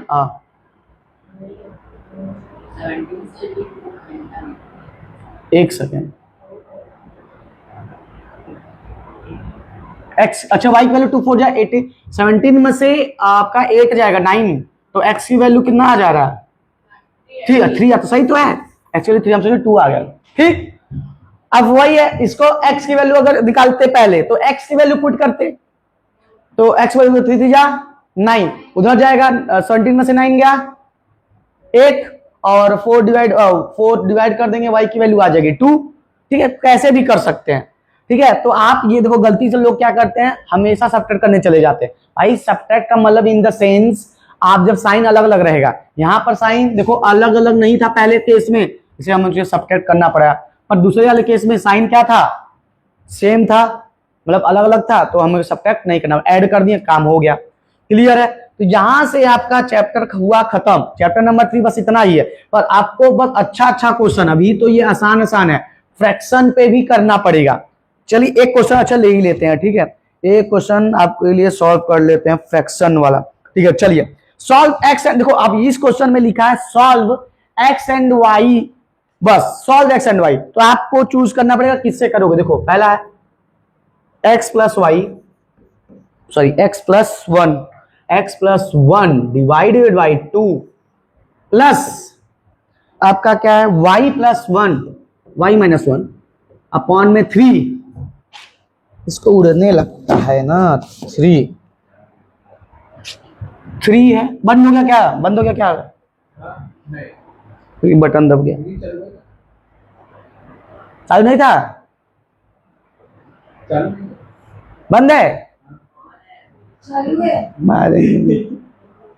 इसका वैल्यू दे दिया इक्वल टू 8 देखो दूसरा इक्वेशन यही लिख देता हूं तो सॉल्व करने में आसान होता है एक इक्वेशन। दूसरा दिया है x माइनस 1 अपॉन नीचे है 3 प्लस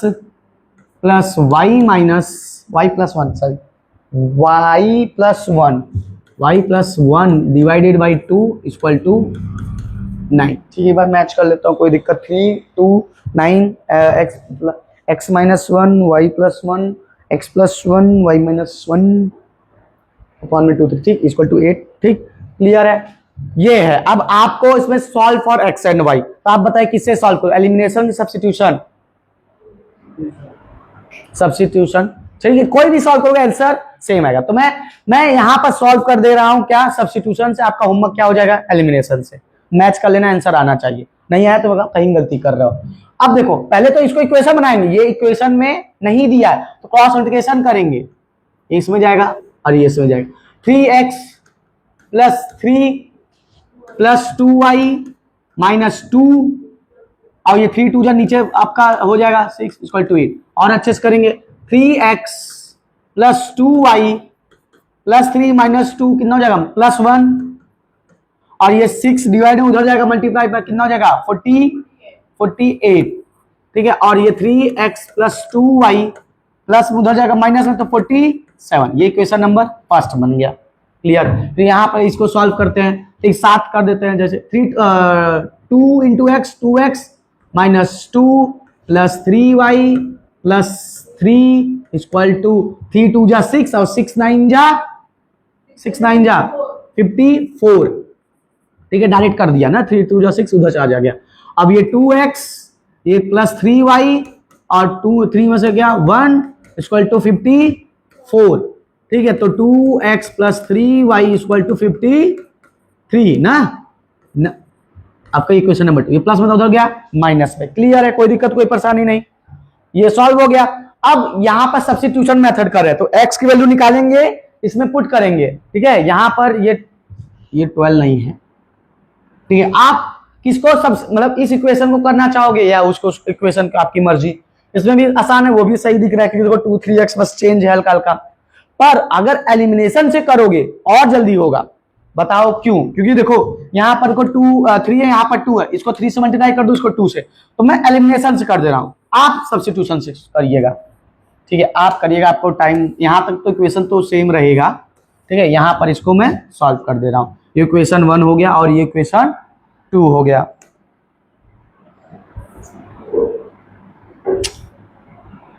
है चलो, ये 2 इक्वेशन हो गया। अब देखिए, अब क्या करोगे, मल्टीप्लाई कर दो। इसको 6 बनाने के लिए किससे मल्टीप्लाई करोगे 3 से, इसको 2, तो ये क्या हो जाएगा बोलिए 6x प्लस बोलिए 6x plus 9y plus 9y equal to 3 3 जा 9 3 5 जा 15, ठीक, कोई दिक्कत। तो ये हो जाएगा 6x, ये 2 2 जा 4y और 2 7 जा 14 कह लेगा 1, 2 4 जा 8 8 9 94। अब क्या करेंगे दोनों 6, अब क्या करें सब्ट्रैक्ट 2 फ्रॉम 1, ये माइनस ये माइनस ये माइनस, सब साइन चेंज होता है, ये कट गया तो 9y में से 4y गया, कितना हो गया 5y, और ये 9 में से 4 गया 5, और ये 15 में से 9 गया 6, तो y इक्वल टू कितना आ गया आपका 5 1 जा 5 और 5 3 जा 13 आ गया, हो गया खत्म। अब 13 की वैल्यू आप जिसमें सरल पड़ता है उसमें पुट कर दो।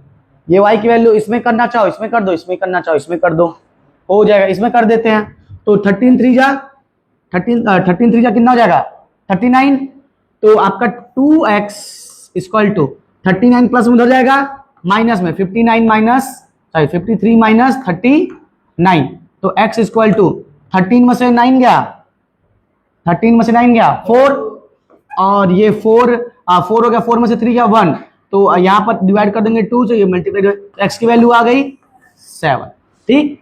अब ये आंसर एक बार मैच कर लेते हैं, अगर सही हुआ तो ठीक है, x की वैल्यू 7 y की वैल्यू 13, सही है। तो ये हमने कर दिया एलिमिनेशन से, आप किससे करेंगे सब्स्टिट्यूशन से, ठीक है। तो ये आपका चैप्टर नंबर 3 खत्म हुआ, ठीक है। अब अगर चौथा वीडियो अगर लाना रहेगा तो आपके लिए मैं ला दूंगा क्या PYQs, ठीक है, और बढ़िया बढ़िया बुक आ गया है, ठीक है, जिससे इसको सॉल्व कराया जाएगा। चलिए मिलते हैं नेक्स्ट वीडियो में।